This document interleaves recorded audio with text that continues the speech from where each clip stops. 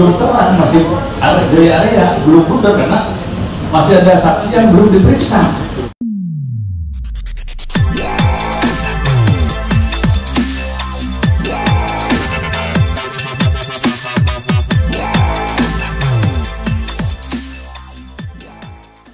Sudah menyangkal. Oh, ya. Jadi bukan hanya Pak Joko yang menyangkal, tapi fakta-fakta hukum memang sudah membuktikan. Ya Pak Joko itu hanya berperan sebagai yang apa namanya penerjemah lah, terus sebanyak PO lah yang mengatur rapat, ya itu aja.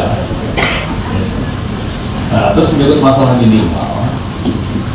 Ini saya cerita kasus ini ya kan 4 tersangka, yang 3 tersangka itu sudah diadili duluan, jadi di switching perkara ini.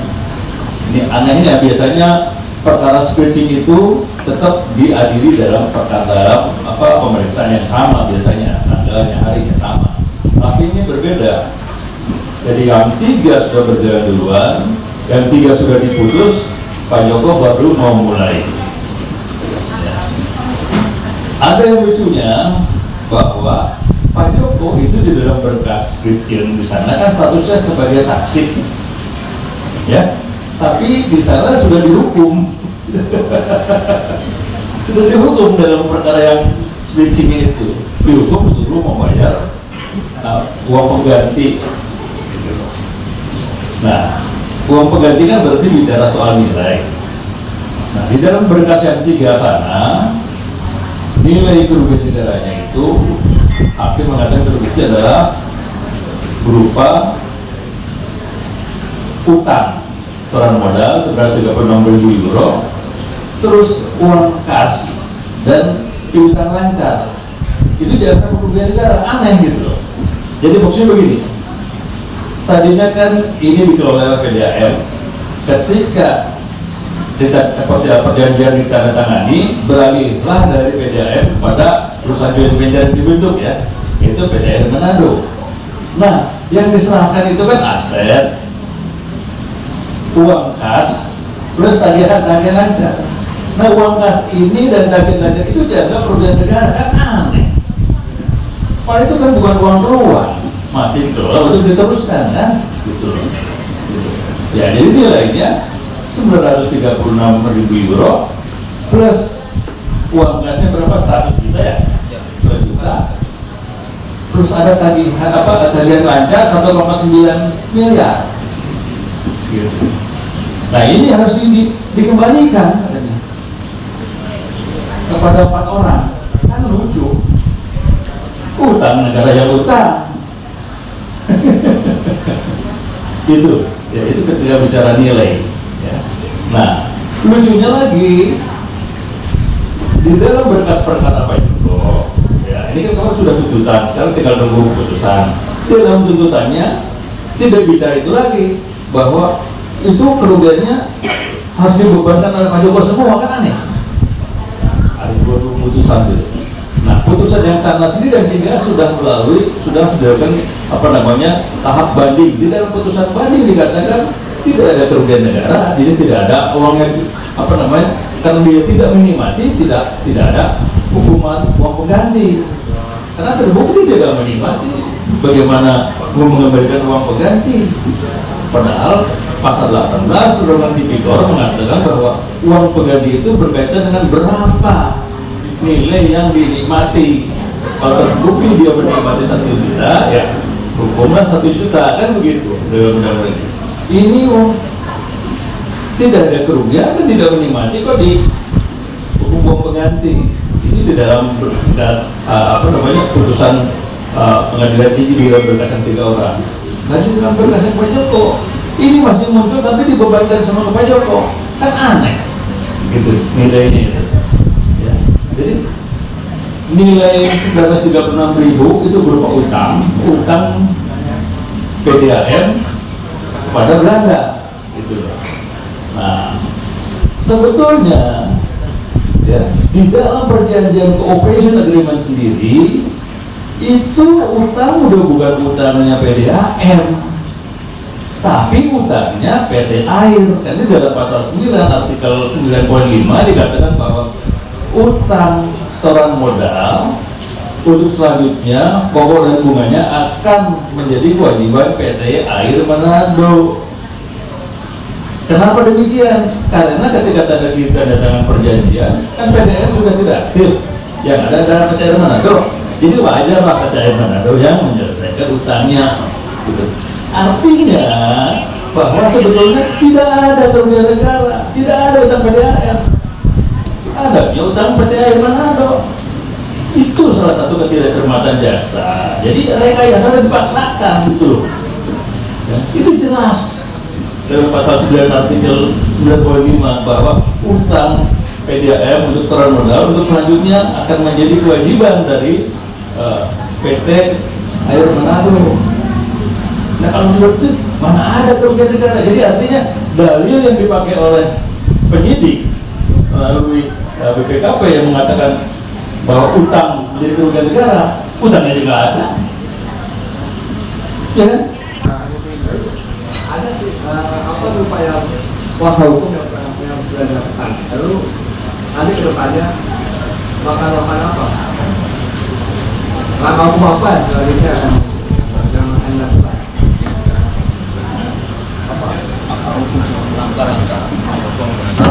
hukum yang akan dilakukan Ya, ini kan kita menunggu putusan. Tentu kalau putusannya masih tetap memperbutuhkan, ya secara hukum kita punya hak untuk mengajukan banding. Itu pasti upaya hukum banding, ya kan? Di samping upaya hukum banding, tentunya kita juga tidak tinggal diam, ya. Kita juga masih terus berusaha untuk menyampaikan kronologis ini bahwa proses yang kita ajukan ini ada sesuatu yang ganjil. Ya, mungkin kita akan melanjutkan laporan kita kepada KY, ke Mahkamah Agung, ke kejaksaan, ya. Itu akan tindak lanjutkan itu sudah tahap pertama kita sudah melaporkan juga. Jadi seperti itu. Ya Pak, bukannya sudah pernah mengajukan surat misalnya ke Presiden, ke KY, ke Ombudsman, itu realisasinya bagaimana? Belum ada tanggapan. Oke. Pak, ini mungkin apa motif kriminalisasi ini Pak? Apakah dari pihak kejaksaan sendiri sehingga bisa membebankan semua dari putusan 3 tadi ke Pak Joko semua Pak? Apa sebenarnya motif kriminalisasi ke Pak Joko ini Pak? Apakah mungkin ada dugaan adanya seperti pemerasan atau semacam itu Pak?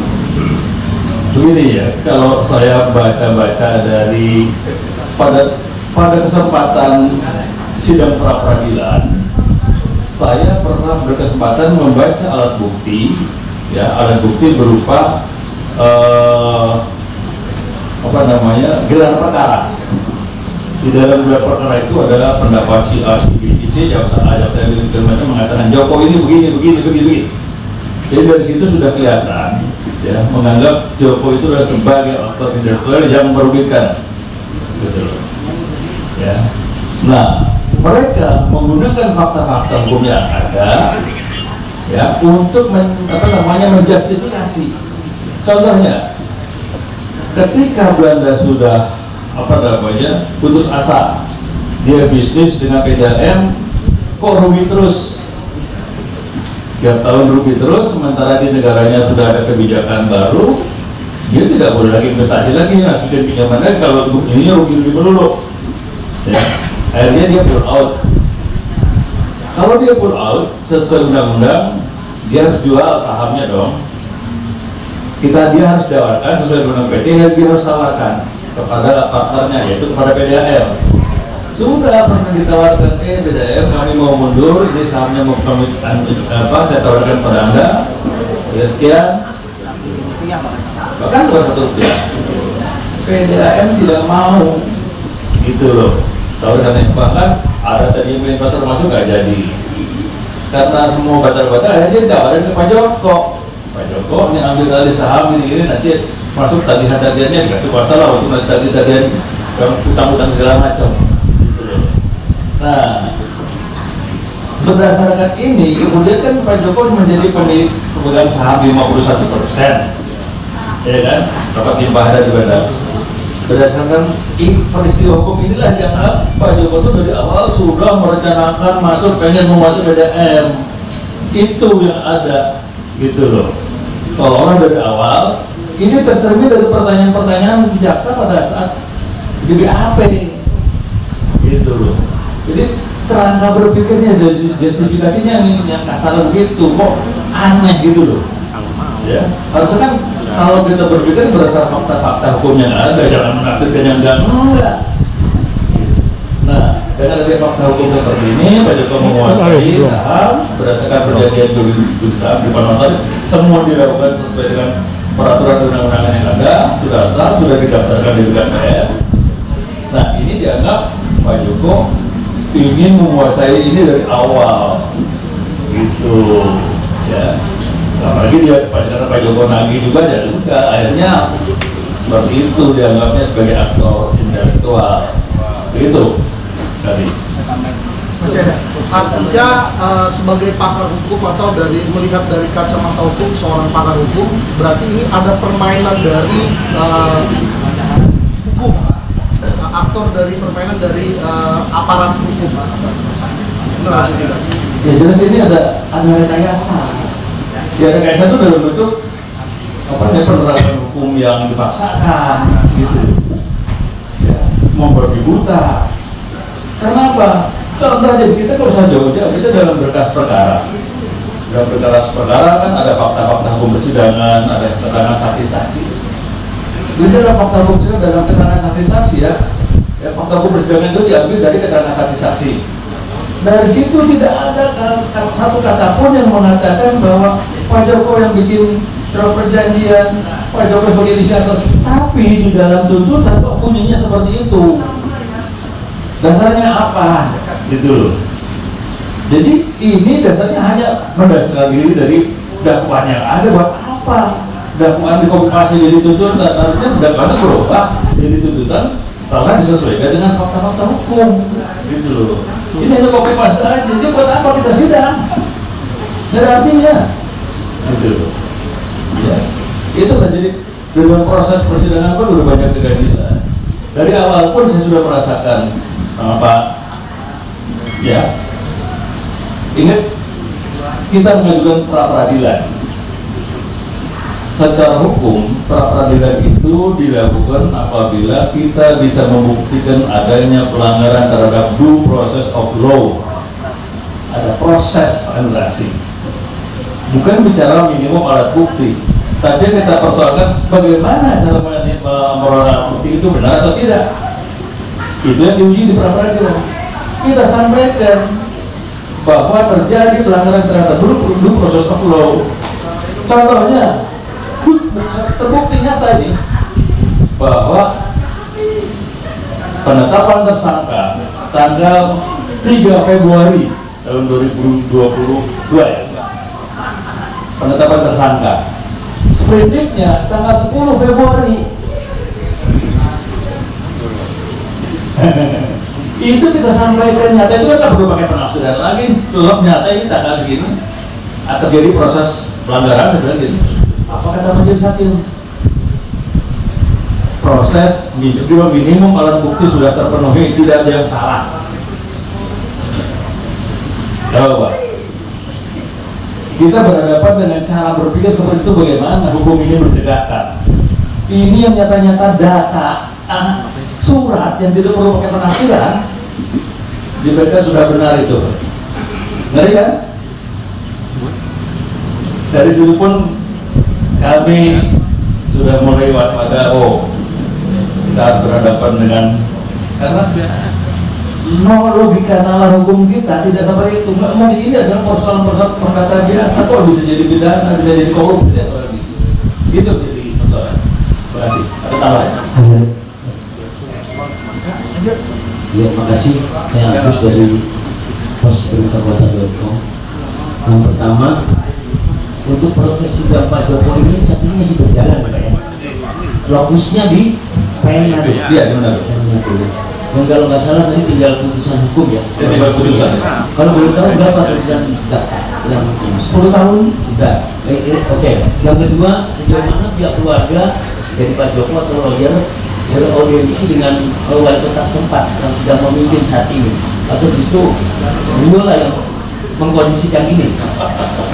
Terus yang ketiga Pak, ini kan tadi juga sudah disampaikan ada upaya mungkin mau nyampe kejaksaan agung atau Menko Polhukam. Saya pikir ini juga perlu diramein media agar pemerintah juga negara mesti tahu gitu, ada upaya kriminalisasi dalam kasus ini. Ya, terima kasih. Kalau audiensi dengan pihak wali kota kayaknya kita belum pernah, ya. Jangankan itu, ada satu mantan wali kota yang betul-betul dia terlibat dalam arti kata dia lah yang menyetujui, dia yang menandatangani perjanjian, tapi dia tidak dihadirkan di dalam persidangan. Malah tanda tanya ya. Iya. Logika hukumnya, artinya bukti-bukti yang diperoleh selama ini kan masih belum terang, masih dari area belum pudar karena masih ada saksi yang belum diperiksa. Ya, baik dari Belanda maupun mantan wali kota. Bagaimana kalau mantan wali kota pokoknya A atau B yang menentukan, ya kan? Jadi masih ada kemungkinan. Jadi artinya inilah terjadi pelanggaran proses hukum gitu loh. Dalam memperoleh alat bukti juga tidak sempurna, ya itu harus dipaksakan. Kayaknya seperti itu, ya. Ketiga kali yang itu saya mendapatkan dari ada beberapa kali. Bagus pertanyaannya, di mana kerugiannya? Tadi kan sudah saya sampaikan. Ini kan sebenarnya tipikor kan, di pemahaman kita semua sama. Kalau namanya tipikor itu ada kerugian negara, intinya itu aja dulu. Bahasanya kita kan tidak sama nih, katanya kita karena kita mungkin orang hukum atau berat, kita samakan aja. Kalau tipikor di orang umum ada kerugian negara, kita menggunakan APBD atau kan betul. Di persidangan ataupun fakta hukum disampaikan kata Pak Iwan, tak ada satu sen pun uang negara di sini. Yang ada uang Belanda 160 miliar. Itu sebenarnya ya kesalahannya Pak Joko sejak tadi hanya menagih. Mungkin kalau Pak Joko tadinya tahun 2020 waktu rusuh itu gak menagih, tidak akan jadi persoalan. Mereka itu pengennya supaya apa? Ini gak ditagih, mereka bisa, mohon maaf lah, ini kita sudah paham kan kalau di teman-teman yang biasa melakukan reputasi kriminal atau tipikor. Ini biar ada, ya kan hari pemilu ya, butuh pilkada, butuh duit ini, money fresh nih. Enak bener ada duit kan? Coba bisa bayangkan kronologisnya gini. Enak bener ya, ada negara datang buruk nama uang 200 miliar di suatu daerah, ya kan? Dengan ancaman begitu, terus orangnya kabur. Ujungnya 200 miliar gue dapain. Ya, mereka yang ngatur dong, logikanya kan? Nah sampai yang nagih-nagih ini, awas loh, ini uang kan begitu. Kesan itu yang saya dapat sama Pak Iwan. Karena apa? Saya tadi fakta-fakta sudah katakan. Yang remeh-temeh tadi salah satu lah. Di peradilan sudah dipertontonkan. Pak Joko ditetapkan tersangka sebagai tanggal 5 sudah ditetapkan 10 Februari dulu. Udah pengalaman lah sebenarnya kan. Ini kita bukan orang bego-bego amat lah ya. Jadi Pak Iwan sudah sangat senior, kita juga sudah bukan di atas 10 tahun jadi lawyer kan dasarnya kan. Selama ini mereka nyaman. Ketemu kita yang dari Jakarta, mentok mereka karena saking kerasa perlawanan Pak Iwan dalam kita. Pak Joko sampai dulu Pak Jaksanya menuntut dia lebih dari orang-orang yang tanda tangan. Bayangkan loh, orang yang tanda tangan itu hanya 5 tahun, 7 tahun. Pak Iwan lupa tadi menyampaikan, memang tuntutannya 10 tahun, tapi ada subsidiar. Kalau nggak diganti yang 900 ribunya, ditambah 5 tahun, ya artinya 15 tahun loh itu buat Pak Joko. Gila itu di situ gilanya kita itu. Udah nggak ada uang negaranya, kerugian negaranya bisa dibuktikan. Ada seperti itu. Ya kita minta doanya para rekan-rekan ini supaya saya harap, kami berharap seperti dari PH sama keluarga adalah pemerintah turun tangan lagi. Karena ini sudah sangat jolim sebenarnya. 4 tersangka ini satu yang terutama yang tanda tangan itu jadi pendeta di sana. Udah 70 tahun dosen, yang lainnya sama ada tua. Yang sangat sakit hati kita sama Pak Iwan dan keluarga dipertontonkan adalah wali kota sekarang. Pak tentang petenteng tuh Pak, saya sebut aja namanya Pak Jumirogi itu wali kota tahun 2005 itu Pak Jumirogi. Berhubung dia udah pindah di partai katanya di Merah, aman dia tuh barang. Ya kita bicara fair-fairan, kenapa takut tidak? Kita menyuarakan hal yang sama. Itu harus ditangkap. Karena tidak kok yang katakan. Masa ketua DPRD-nya ditangkap, ditahan? Dia wali kotanya enggak? Apa coba? Jadi teman-teman kejaksaan juga di sini pilih-pilih kasih, kesannya begitu kan? Pihak Belanda tidak diperiksa, yang memberikan uangnya. Yang paling ini bicara investasi ya, harusnya BPKPM zamannya Erdogan dia yang merekomendasikan investasi ini supaya terlaksana. Harus juga dimintai pertanggungjawaban dong BPKPM. Ini juga tidak. Jadi mau apa kita mau ngomongin masalah persidangan ini gitu loh. Jadi ini semuanya rekayasa semua. Yang ingin ujungnya, kan pasti ada ujungnya, ingin menikmati hasilnya saja. Bayangkan coba saya balik mundur belakang 2003-2004 PGN itu udah gak punya uang. Kenapa kita bisa ngomong gak punya uang? Ya dari audit BPKP katakan ya, bahwa bayar gaji aja tidak sanggup, bayar gaji, bayar listrik, supply dan sebagainya. Jadi pasca sebelum perjanjian tidak pinjam duit tuh untuk bayar apa? Bayar gaji, bayar supply, bayar listrik. Nah karena aturan BKPM harus bikin perusahaan patungan dengan modal besar, pinjam lagi duit itu 13 miliar. Jadi sebelum perjanjian udah 26 miliar sebenarnya PGN dan minjem. Nah itu ini kan apa coba itu? Dan nggak bisa kita tarik lagi mundur. Kalau misalkan WMD dengan yang dibawa Pak Joko nggak datang lah ke Manado, kira-kira ini 2004-2005 PGN seperti apa? Ya pasti mati lah. Pas uang negara juga harus keluar dong harusnya. Ini enak betul kan, nggak ada 1 sen uang negara. Setelah udah bagus, setelah udah pipanya dibagusin, operasional dibagusin, gedung dibagusin, enak aja dibilang ini ada korupsi. Ya?